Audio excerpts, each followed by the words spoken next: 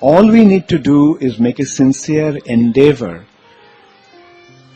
to carry the mercy of Srila Prabhupada to the world. But for that, in order to do that, we need a very special qualification. And that qualification is that we have to become pure. Purity is the force. It is our purity that will attract people to this movement. Just as Prabhupada's purity actually attracted so many devotees to the lotus feet of Srila Prabhupada. Srila Prabhupada's purity went out in the form of his books. Srila Prabhupada's purity went out in the form of his prasad. Srila Prabhupada went out in the form of his devotees. And the living entities became attracted.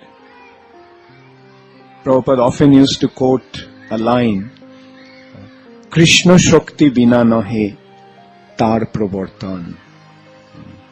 Krishna consciousness movement cannot possibly spread without the shakti or potency of Krishna. Now, how does Krishna's potency become manifest?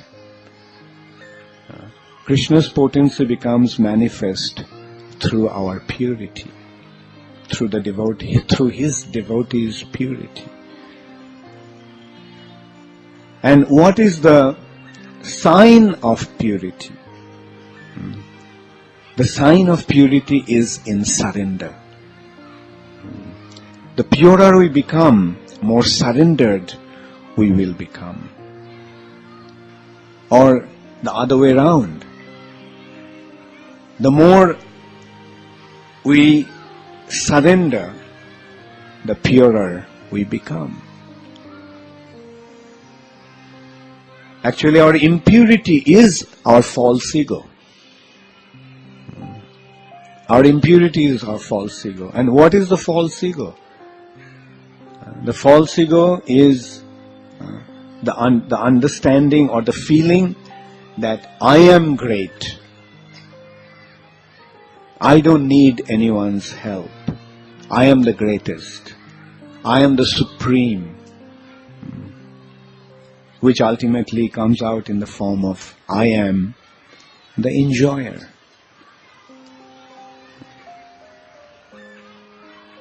But the more we become purified by coming in contact with Krishna consciousness, therefore Krishna consciousness is the most purifying process.